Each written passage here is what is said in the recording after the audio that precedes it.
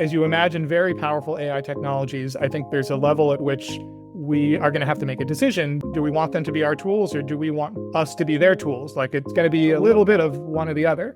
And each of them, there's a bunch of thinking behind why we would want to go down that road and kind of at the abstract level. But it's really nice to make those concrete. What does this actually look like? How would that play out over time? What would the actual technologies be? So it's been really cool to see that in both cases, and inspiring that it's sort of believable that there is this nice future that in both directions. The bad news is that part of the incentive structure for AGI is not curing cancer or even producing immortality or even producing, the super beings that are going to solve all of our problems. It's replacing people. And I think the real economic driving force behind AGI, I personally believe, is that it is the thing that allows you to not have to re-scramble all of the tasks in your company, not have to figure out how to automate certain things and have the right controls over them, but to just say, no, I'm not going to hire this person, I'm going to hire this AI system instead. Thank you so much for joining, Anthony. Pleasure to be here. Yeah.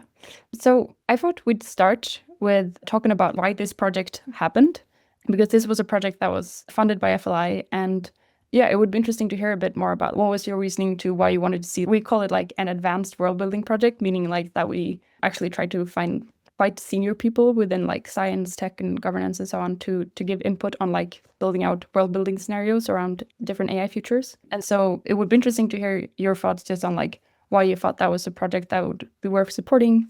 And then also if you have any thoughts on, today we're going to mostly talk about this tool AI scenario, which is one of the scenarios, but also we did a DX scenario. So why those two scenarios, if you have any thoughts on that? Great. Yeah. First, let me say, I thought you guys did a great job on it, and it was so interesting to be a part of it. And I'm really impressed that you got such great thinkers to participate and give you feedback, and just excellent work. The motivation for this, I would say, on my and FLI's part, are twofold, I would say. One is that, with Foresight, we've long thought that one of the things we really need are just different and positive visions of how the future with AI could be. And we've been thinking about positive futures in AI for quite a while, because we don't want to just bumble into wherever the incentive structures we happen to be in push us. That's largely what is happening now.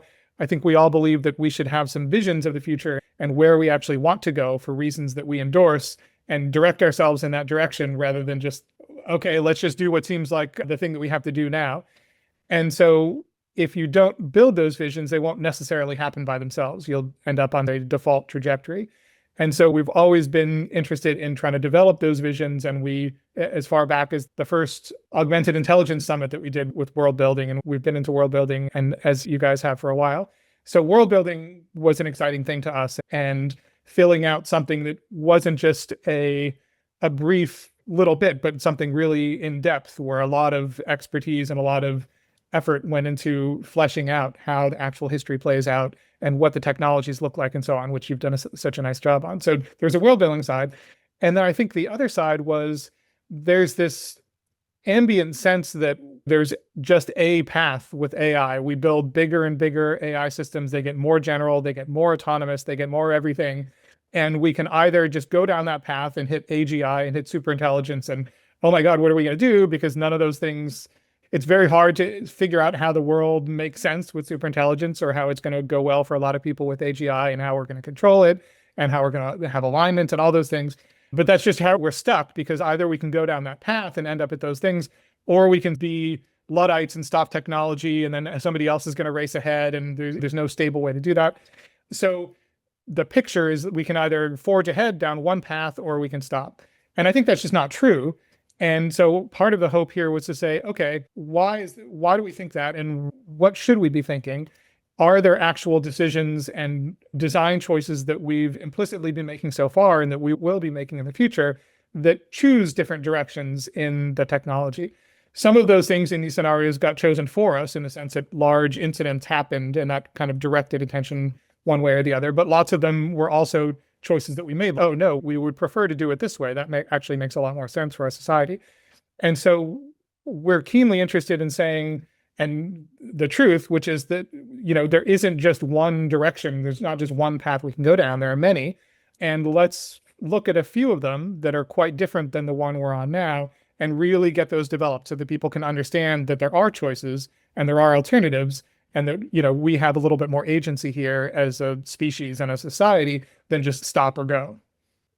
Yeah, I think that's a really interesting framing. And obviously, we've talked about world building, I think, literally on this podcast before. Probably, yes. Yeah. And I guess also the interesting thing about like tool AI and DX is that there's sort of, to some extent, like memes that are present if you're in this sphere. And so there's maybe like people who are interested in these things have probably heard of it, but it's interesting to like take them to their, well, their extreme almost, or just what does it look like in reality? Yeah, because I mean, certainly they're kind of like a philosophy or something. Each of them, there's sort of a bunch of thinking behind why we would want to go down that road and kind of at the abstract level. But it's really nice to make those concrete. What does this actually look like? How would that play out over time? What would the actual technologies be?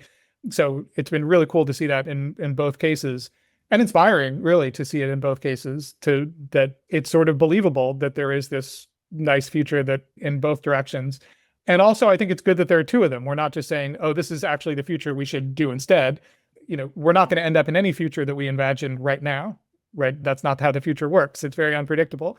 So the crucial thing is to get more than one option on the table and see what we like about the different things and have them be draws for us when we're making decisions. Oh, we don't just have to pick the party line, and that we can do things now that make, insofar as we run into some of the things that happen in these pictures. If we run into large scale incidents like we did, like in the DX scenario, or in both scenarios, but if we run into, agents are inevitably going to screw things up a whole bunch and people are going to realize that, oh crap, nobody has responsibility exactly, or we don't know who has responsibility for the actions these things take. How are we going to think about liability? Running through these scenarios and sort of playing them out lets us think now about the systems and ideas and like work that we now need to have in place for when some of those things start to happen. Yeah, I think definitely one thing that becomes really clear is also like the benefits and trade-offs with the different versions. Like you can see that there are like, massive benefits with the DAC in terms of resilience, but maybe there are some trade-offs in terms of potential for flourishing or, things like that. There's like trade-offs.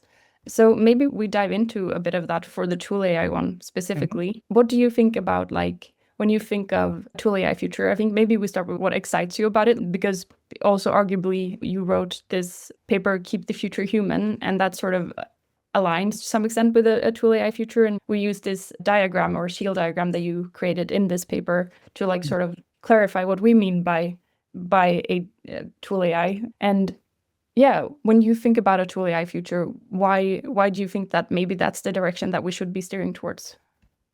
Well, I think tools are basically what we've built with our technology most of the time up until now, and have served us really well. Like most of the things that we like about technology and that have brought huge amounts of well-being and value and productivity and safety and all those things have been tools. And I think if you actually ask most people that are in AI development, what are you building? They'll say something like, we're building cool new tools to do X, Y, and Z. And so they're actually sort of already bought into this paradigm anyway.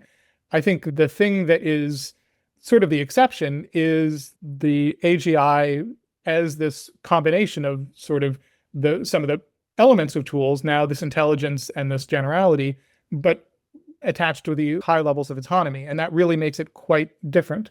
And so, as I talk about in that paper, it's that triple combination that makes things very different than tools that we have right now, and also makes like a different overall dynamic, in the sense that rather than having things that people use, like tools that people use for their own benefit and empowerment and are complementary to the skills that they have, like most tools, or extend the skills that you have, that they're replacements. That, once you have autonomy, generality, and intelligence, the center of that shield diagram, right now that's where people are. And so once you can put in an AI system there, then you can put them in and take the people out. And, that's sort of the picture.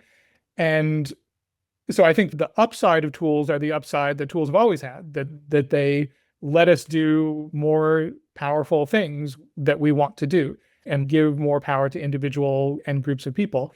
And so all of the, science and technology that we actually want to get out of AI, letting us do things that we currently can't do, letting us do certain things much faster, just giving people more, extending the capabilities that they currently have to ones that they didn't have before. All of those are exciting and positive things that tool AI can give us. The thing that it sort of avoids is replacing people with the AI system. So, and most people don't want that. They're doing stuff that they want to do, and they don't really want to be replaced in doing that, or they're doing stuff that they have to do because they need to make a living, and they also don't want to be replaced doing that either. Most people are doing the things that they're doing for reasons and don't want to be replaced with something else that does it instead of them. They want something that empowers them. So I think the tools are the benefits are quite clear. I think there are trade-offs if you lean out of especially the autonomy and into the other parts.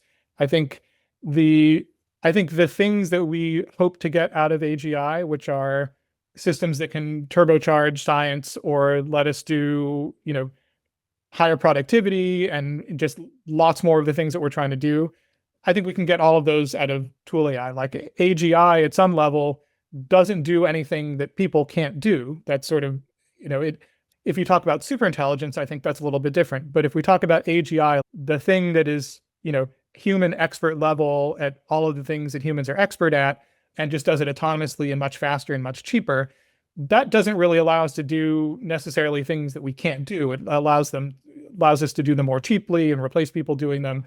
And insofar as it does let us do things that we can't do already, like tools would allow us to do those things too. So if there, insofar as there are things that we can't do because they're at such a scale and require so much speed that we would need AI to do them, tools can do those things too. I think so. I think there are trade-offs with AGI, but the primary one would be that it would be able to do things faster than without it, because the thing that the autonomy lets you do is take the human out of the loop, and humans are kind of slow, right? And so if you can have 1,000 AGI systems running at 50 times human speed, you're just going to get a whole lot done. It might be the same stuff that humans would have done eventually, but you can do it a lot faster. And so I think we would get to the same sorts of outcomes, but it could take longer if we had tools instead of AGI. And some people don't like that, so there is a trade-off there between to what degree do we just race and get things as fast as we can versus get them in a way that works better for more people and is safer and more controlled and all of those things. With superintelligence, I think it could be different. There may be things that it takes a very long time to get to. If you really want great nanotech like next year, you're not going to get that with tool AI or with AGI, I don't think. If you're dead set on, if unfortunately your time is very limited and you're dead set on immortality in the next 2 years, you're not going to get that from tool AI or from AGI for that matter. I think it's only going to come from superintelligence. The downside, of course, is that it might lead to disempowerment of humanity and extinction of the human species and all of those things. So there's a huge trade-off there. So I think that the trade-offs are real, and we should take them seriously. And that goes in both directions. We should see the things that we would give up by not having AGI and superintelligence. But I think those things are sort of less than advertised. And the things that are generally advertised, like AGI is going to help us cure cancer, what we really need are tools for that. We don't actually need the things that I think are slowing us down from getting cancer cures are not the things that AGI are going to give us. They're things that powerful AI tools and lots of other stuff like investing in the data sets and the, changing regulatory structures and all of those things are the things that are standing in our way, not smarts. Well, great. I feel like you've covered a really large chunk there, both in terms of the benefits and the trade-offs. I think one thing that would be interesting to dig into a little bit more is just one thing that, when we were working on this scenario was interesting was that, how stable is tool AI, for example? Even if we were to achieve a tool AI future in the next 10 years, do you see that it would be a stable path that we're on? Do you see it as sort of a temporary thing until we understand what AGI is better? Or what sort of option space do you see if we reach a tool AI future? What happens then? Yeah, I think this is really hard to know. I do worry that there's some instability in the sense that, people are lazy. And if there's a system that says, oh, don't worry, I'll do all of that stuff for you, and you can just, trust me, I'm going to do it well, there is a real temptation to do that. And so this is going to be really a defining question, I think, for humanity of how much we want to retain agency and sort of control. I think there's a level at which you can't have it all. Like you can't both delegate things to agents and have them do all the work and also really have meaningful control of what they're doing or agency. And once you delegate things, you've lost a little bit of involvement and understanding and control of how it turns out. And I think, as you imagine very powerful AI technologies, I think there's a level at which we are going to have to make a decision. Do we want them to be our tools, or do we want us to be their tools? Like it's going to be a little bit of one or the other. And there are two competing drives. People do want to be in charge. They do want things to go their way. They want the things that they want rather than some random other thing. And that means that they want to be in control, and they want to have say, and they want to have agency, and they want freedom, and so on. On the other hand, they also want things to be easy, and they want things to get done quickly and without a lot of work and all of those things. They also want to, spend very little money getting those things done if they're an employer, or, if they're just trying to make something happen. They don't necessarily want to employ a bunch of people and have it be a lot of work. They want to just have it happen. So I think there are pushes in both directions. And it's going to be, honestly, I think it's going to be a sort of central issue of our civilization over the coming decades, how that plays out. I don't think there are any easy answers there, because there definitely are going to be pushes in both directions. Yeah. Well, it's interesting to just be aware. And in the report, we have a little discussion about the different trade-offs and questions. Another thing so when we interviewed people for this scenario, most of the people said that, they were really excited about a tool AI future, that this was like, in terms of, if we were to ask them, like, what AI future do you choose now? It would be like a tool AI future, was my sense at least. But no one thought that we were on this trajectory right now, basically. Yeah. And many, interviews, they said that it was just like, very roughly, sort of a little bit hand wavy, I guess, but saying that it's like the incentive structure that's not where we're heading right now. Do you have any ideas on like how we actually shift this? And also just like, why are all the narratives captured by like AGI narratives, or for funding, for just like our imagination, and how can we actually like change that story now? Yeah. It's a unfortunate place that we've gotten ourselves to that I think didn't have to be this way. I mean, I think there's a historical element here of that. A lot of this started from people, who were thinking about this big picture, long future of AI and superintelligence. And rather than AI, the progress in AI, which was happening, in reinforcement learning and in transformers and like all of the things that the technologies that have come in that have made these things possible, and the huge amounts of computation, they could have come into a world where most people were just thinking about AI tools and not, a successor species, and that would have played out fairly differently. There was this ideology that was kind of hanging around and informed the founders of some of the companies that were, suddenly given access to huge amounts of capital and like technological success, and just sort of in the place that was able to make use of the technology that was now becoming possible.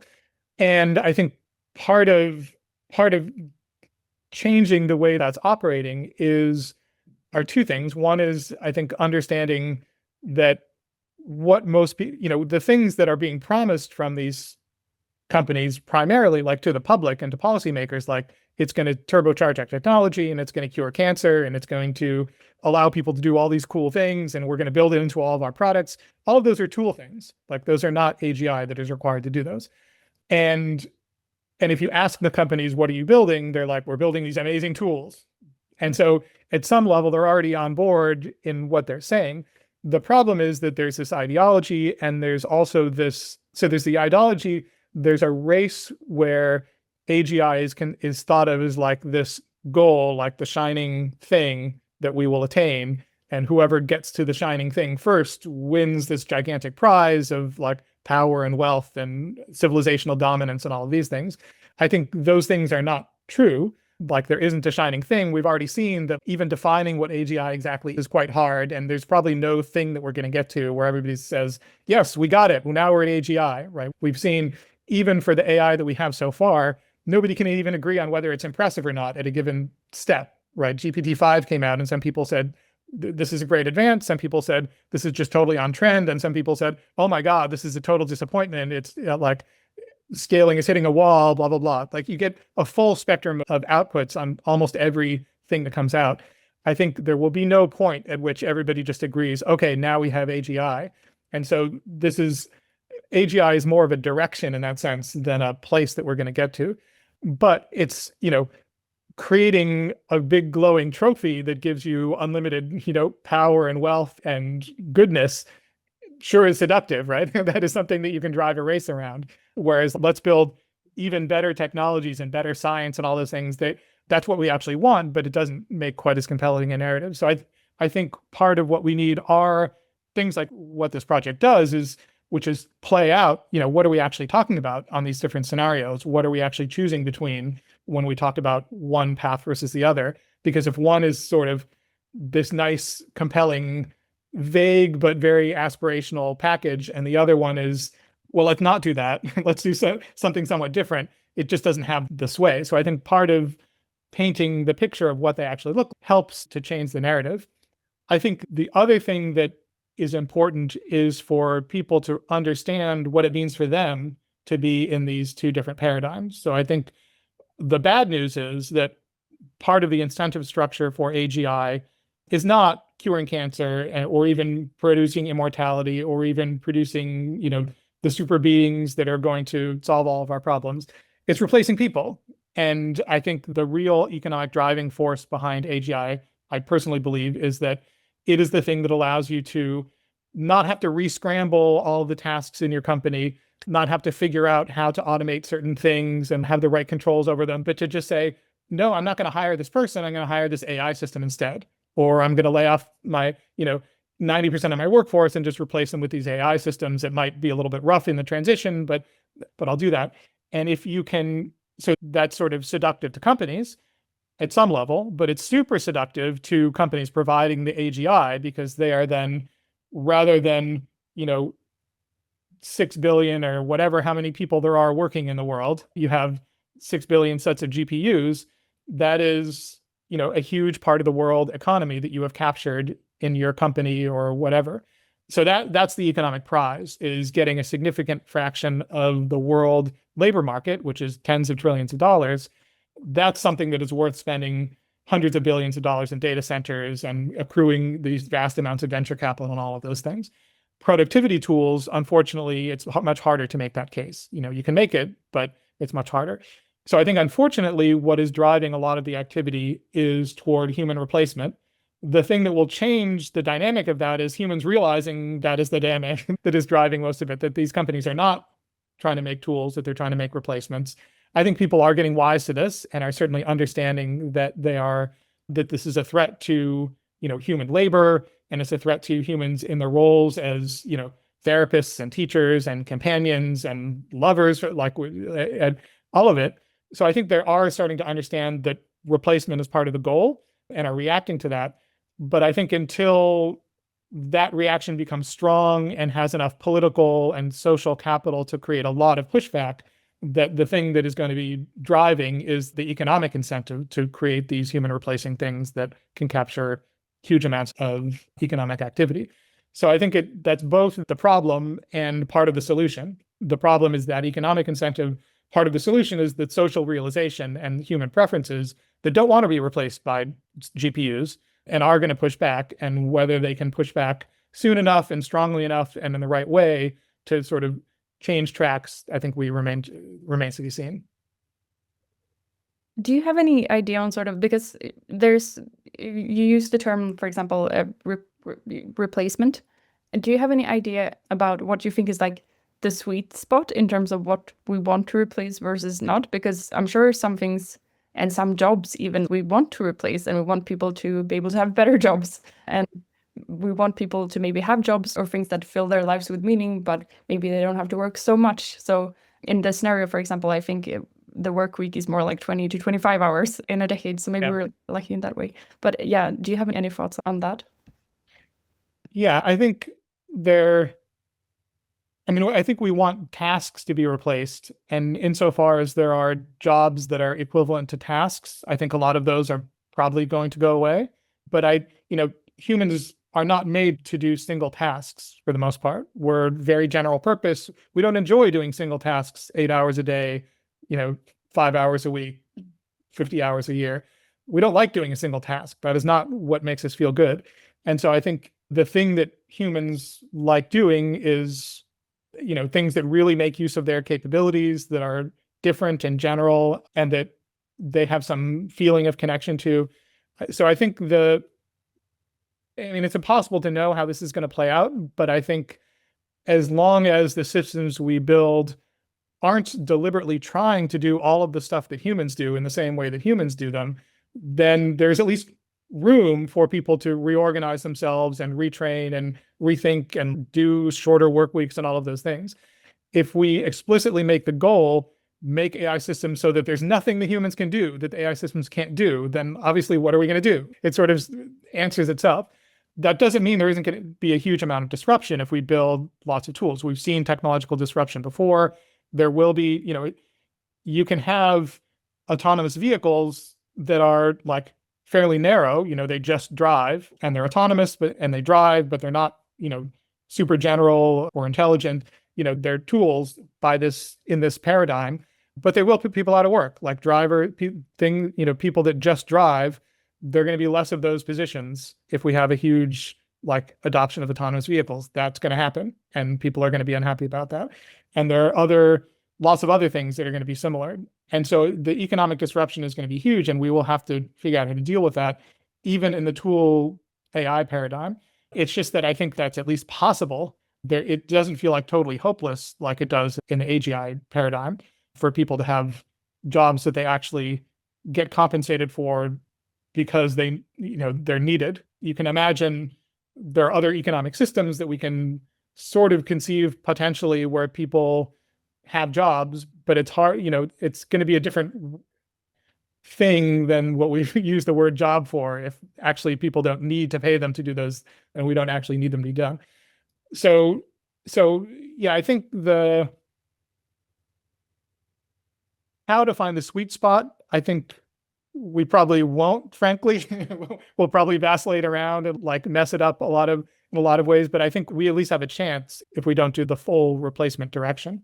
I think the other thing that I think is exciting about tool AI and AI in general is not just doing the same stuff that we're doing now, but more and cheaper and so on, but being able to do things that we couldn't do before at all, because some of those things are because we just can't process that information. I think AlphaFold can fold proteins in a way that we couldn't figure out how to do in any other way, right? We just couldn't. We tried a long time, and that was the answer.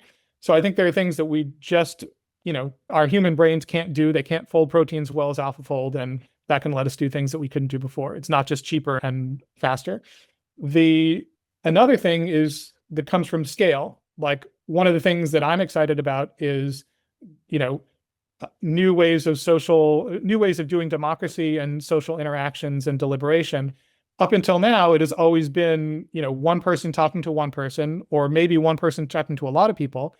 If we have a lot of people talking to a lot of people, up until now, it's just been a mess, right? That's just, crowd shouting at each other. But we now, with language models, we have the capability now to have 1,000 people having a conversation with another 1,000 people in real time in a conversation. That's something we've never had the possibility of before, and we can now do. I don't think we're quite doing it, but I suspect that we will, and I'm psyched to see if we can make that happen. What does that look like? That enables us to do things that we could never do before, or have 100,000 people come to a negotiated agreement on something in a real way that isn't electing officials that then negotiate for us and don't quite do what we want and blah blah blah. So I don't think we should get rid of elected officials. Don't get me wrong, but I think more tools in the arsenal than what we have now, which is kind of shouting at each other online and talking individually with people and giving our one bit of information every few years to vote for this person versus that person. There are lots more things that are possible that we simply didn't have, and that AI will allow. So I'm very excited about those. And there are lots of those sorts of things where we just, couldn't do it before. And that is exciting. Yeah, yeah, I think there's definitely a lot to be excited about if we get it right. So another thing that, was I think a key, because one of the main questions, we started, I think, on incentives. And so what happens in the scenario is that basically there's an incident where an AI system it's an autonomous system that misdiagnoses people. It gets very messy, and it's like this major liability case emerges from AI healthcare. And this leads to the AI liability framework. And this puts us on like a trajectory where insurance companies don't want to cover systems that are like, well, we call it the triple intersection, basically based on your shield diagram, because it's the high autonomy, high generality, and high intelligence. And you're the one who I think suggested that this is probably, to the extent that we get on this trajectory, that's probably like the most likely way possibly that we would get there, is because we don't, we won't liability, we won't be able to, insurance companies won't want to cover the triple intersection. Do you think that this is the most likely way that we'll actually get to a tool AI future, and how can we, otherwise make sure to get to a tool AI future? Like, how do we get on that trajectory? Yeah. I wish I knew exactly, but I think most likely, as you did, I imagine that we're there. How did we get there? I think probably some combination of the pushback against replacement, people really understanding that AGI means replacing humans in their entirety and not wanting that. But that alone won't change things, right? Because it's hard to imagine what a policy solution to that looks like. So I think there's sort of a public pressure and backlash that I expect will happen, and whether it happens and in what way and what effects it has, we'll see. And then I think the liability side is likely because up until now, when things go wrong with AI systems, it tends to be the user's fault, right? The primary thing that the AI system does is provide information. It's very much clear that it's the responsibility of the user to sort of vet and check that information before they use it for something. And I think people do feel that way. I don't think if you say, oh, I'm sorry, I totally screwed that thing up, it's the AI's fault. Nobody right now is going to take that as an excuse. It's going to be totally your responsibility. And they're going to say, well, why did you use a stupid AI system instead of doing it yourself? Or why did you not check the result, et cetera? So I think we currently very much have an idea where the responsibility is on the user. And most of what the AI system is providing is information or text or, media or something. And taking action is the thing that the user is doing with that information or content. But once we start having AI systems that are agents and autonomous and are taking actions on their own, then it's going to be a very different picture. If I set my AI agent to go do something and then it goes and does it and it messes it up, am I to blame? Is the agent to blame? Is the company that provided it to blame? We're going to have to work this out. We're going to be working it out.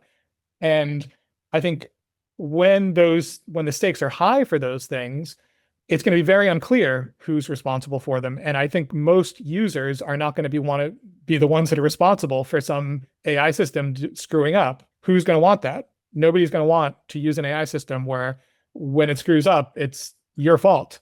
And you have nothing, like you have no control over it. It's just off doing its thing. And it's your fault when it screws up. Nobody wants that. So I think it will be problematic as a product, but legally it's also going to be obviously totally problematic. And so the question is how we're going to adjudicate all of that. And I think the hope is that, in my view, that in the way that gets adjudicated legally and that sort of legal precedents that we set up in the liability systems that we set up, that most of that liability for them, if a system really is not under the user's control, like it's not a controllable system, then the liability ends up on the provider, the company that developed it. It shouldn't be on the AI system. They can't have responsibility. You can't put the AI system in jail or something if it does the wrong thing. So I think responsibility landing on the AI system makes no sense. So it's either on the user or the provider, the developer. And if it's a system the user can't control, I think it should not be on the user. Like, how can you hold somebody responsible for something that they can't control? You can hold them responsible for choosing to use something that they can't control. But I think ultimately the liability needs to land on the provider. And if it lands on the provider for an uncontrollable system, we'll have liability that is very high for uncontrollable systems. And that's what can drive you to tools. because they're sort of by definition controllable things. So I think that is plausible that it'll work out. That I think it's certain that many more incidents will start to happen when we have agents taking actions, and that it will be obviously a problem who is responsible for those screw ups, and that we will have court cases that will be adjudicating this. I think what we don't know is how that's going to play out. Will the company somehow kind of skirt responsibility and it's still on the users? Or will it just, the insurance companies will just be we'll just absorb the cost of this like we do with credit card fraud or cyber attacks? Just sort of somebody takes care of the fact that all this goes wrong somehow, and we just take it as a cost of doing business. Will it be something like that, even though the stakes get really high? I just don't know. But I think that is most likely to be the route, is that sort of a combination of that public pressure and an adjudication of where the responsibility lands for these autonomous systems doing what they're doing. Yeah, no, that's really interesting to hear. So I think one thing that also would be interesting to hear your thoughts on is how does tool AI compare to comprehensive AI services? Do you have potentially a take on that? Would you say that they're kind of the same, or what's the difference? I think they're interesting and related. So I think, and played together in interesting ways. So I think they both take the standpoint that we should not build a giant monolithic AI system that is a black box that does everything. And whether you call that AGI or superintelligence or something, comprehensive AI services is a offered alternative to that, where it is very much more modular, and you have particular small-ish AI systems that do particular things and provide particular services. That makes it much closer to a tool-like system because they're more narrow and focused and probably more controllable. So I think there are a lot of overlaps in that sense, that it is a different paradigm. I think, however, the comprehensive AI services is, imagined as being comprehensive, and that includes having things that are very autonomous. And so I think comprehensive AI services is, as I understand it, conceived as a sort of another version of AGI or superintelligence, but that isn't a monolithic black box, but is this kind of federated thing that is working together to build something that functionally does all of those same things too. So it, in particular, could still have generality and autonomy and intelligence all bound into the system, but it would be, there'd be lots of advantages in having those be modular, but it still would be able to do all of those things. So I think this is, if I had to choose, I would choose, between a giant monolithic black box AGI or superintelligence system and a comprehensive AI services. I would totally pick the comprehensive AI services because it has lots of advantages in terms of safety and human intervention. There's no way for a human to really intervene in a giant black box superintelligence system. You can at least hope to intervene in a comprehensive AI services system because there are connections between the different services and modules where a human can fit, and oversight can fit, and so on. And it doesn't have to operate at some speed. You can have regulators in it that have approval steps and human intervention and all of those things. So it's much more human friendly and control friendly than a big monolithic superintelligence system. I think it's preferable. I think it does, however, also still have the risks of, you can imagine a comprehensive AI services system that you just then treat as a black box anyway. Even though it's broken into pieces, it's got a super agentic autonomous module that runs all the other little modules to do all the individual things that are more like tools. And you just say, okay, agent autonomous module, go do my thing for me, and it goes and does it. And in that sense, it's very much like an AGI system. And so it allows you to, but doesn't force you to have humans involved the way that tools do. Tools require a person to operate them, and an AGI system doesn't. And that's the crucial thing. So I think comprehensive AI services would have that, again, be better because it would allow the humans to intervene, but it wouldn't require them to. And so I think there would be still the danger that you over-delegate and that you just let the services systems be more like AGI and kind of run away with things, because they could. It also, I think, shows a sort of danger of the tool AI system, which is that it's not that hard. If you have a very capable, general, intelligent tool, it may not be that hard to turn it into an agent if you just have, or an autonomous system. If you have a little autonomy module that says, Okay, now what do I do next? Okay, now you go do that thing. Okay, now what do I do next? You go do that thing, to a planning module and a doing module. Then you've got an autonomous system. So it's not so easy to build things that are very capable, but still very toolish. And I think that is a real design challenge. What does it mean to build very powerful but tool systems? It won't happen by itself. That is something that you actually have to design in. And I think that's a really interesting sort of scientific and engineering question. How can we do that? Yeah, that was really interesting to hear your take on the differences. Last question. I think going back to just like what excites you about tool AI. So it would be interesting if you have any ideas for, kind of specific tools that are maybe like shovel ready, ideally something more concrete than maybe AI for healthcare. Do you have any concrete and exciting ideas that we can get to work on right now in terms of tool AI? Yeah, the ones that excite me most, I would say, are the coordination one, which I discussed before, deliberations in a way that we haven't been able to do before, because I feel that one of the crucial things we're lacking right now is an ability for large-scale human preferences to be compared and aggregated and sort of worked over and deliberated on and put into action in a way that is just much more responsive and fast than the systems that we have right now. Like, I think most people don't feel like our political and other institutions are really channeling their preferences into action, probably. I sure don't. And I think most people feel quite frustrated with that.